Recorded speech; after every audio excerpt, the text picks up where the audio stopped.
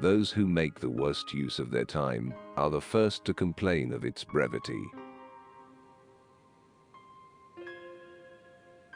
Two persons cannot long be friends if they cannot forgive each other's little failings. Life is a tragedy for those who feel, and a comedy for those who think. The pleasure of criticizing takes away from us the pleasure of being moved by some very fine things. Such a great misfortune not to be able to be alone. There are only three events in a man's life: birth, life, and death. He is not conscious of being born. He dies in pain, and he forgets to live. We keep a special place in our hearts for people who refuse to be impressed by us. The most exquisite pleasure is giving pleasure to others. Sudden love takes the longest time to be cured. When a book raises your spirit and inspires you with noble and manly thoughts, seek for no other test of its excellence. It is good and made by a good workman. The unnamed should not be mistaken for the non-existent. Most men make use of the first part of their life to render the last part miserable. Out of difficulties grow miracles. If some persons died and others did not die, death would indeed be a terrible affliction. The same principle leads us to neglect a man of merit that induces us to admire a fool. If poverty is the mother of all crimes, lack of intelligence is their father. The very essence of politeness is to take care that by our words and actions we make other people pleased with us, as well as with themselves. A wise man is cured of ambition by ambition itself. His aim is so exalted that riches, office, fortune, and favor cannot satisfy him. We can recognize the dawn and the decline of love by the uneasiness we feel when alone together. One seeks to make the loved one entirely happy, or, if that cannot be, entirely wretched. The pleasure of criticism takes away from us the pleasure of being deeply moved by very fine things. Generosity lies less in giving much than in giving at the right moment. Time, which strengthens friendship, weakens love. If it is true that one is poor on account of all the things one wants, the ambitious and the avaricious languish in extreme poverty. Not to be able to bear with all bad-tempered people with whom the world is crowded shows that a man has not a good temper himself. We are afraid of the old age which we may never attain. Grief at the absence of a loved one is happiness compared to life with a person one hates.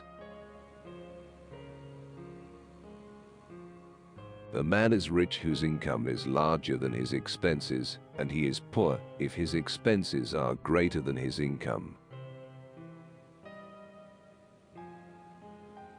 There is no road too long to the man who advances deliberately and without undue haste. There are no honors too distant to the man who prepares himself for them with patience. Everything has been said, and we are more than 7,000 years of human thought too late. That we seldom repent of talking too little, and very often of talking too much, is a maxim that everybody knows and nobody practices. To laugh at men of sense is the privilege of fools.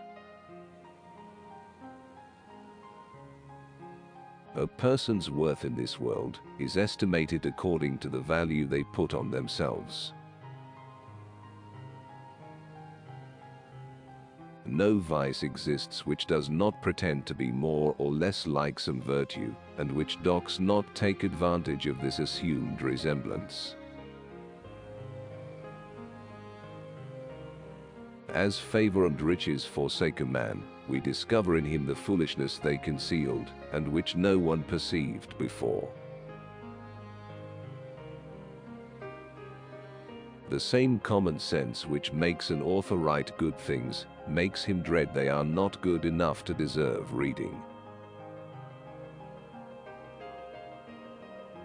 We should only endeavor to think and speak correctly ourselves, without wishing to bring others over to our taste and opinions.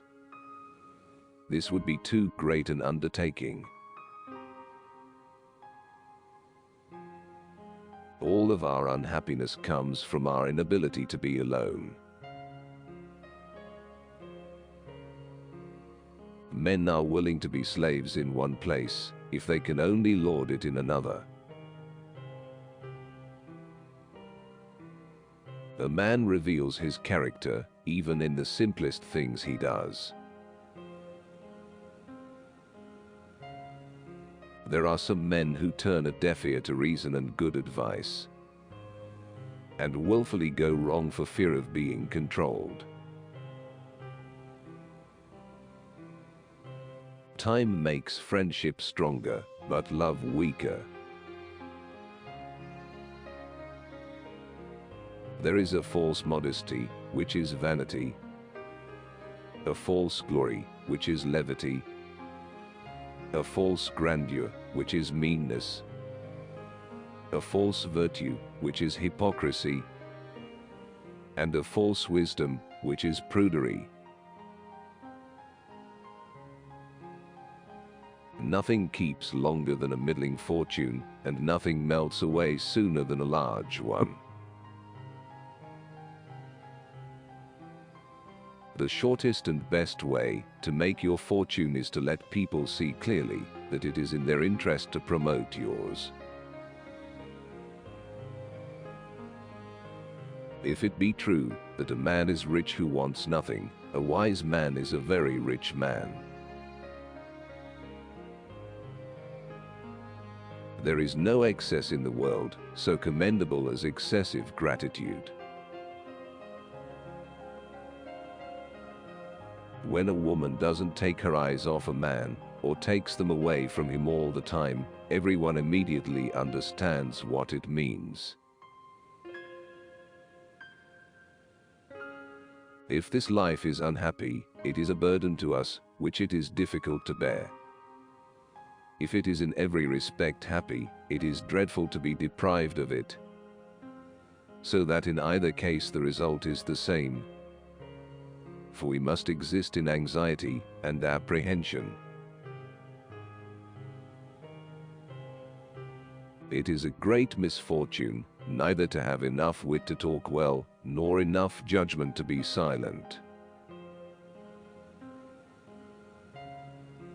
Children have neither past nor future.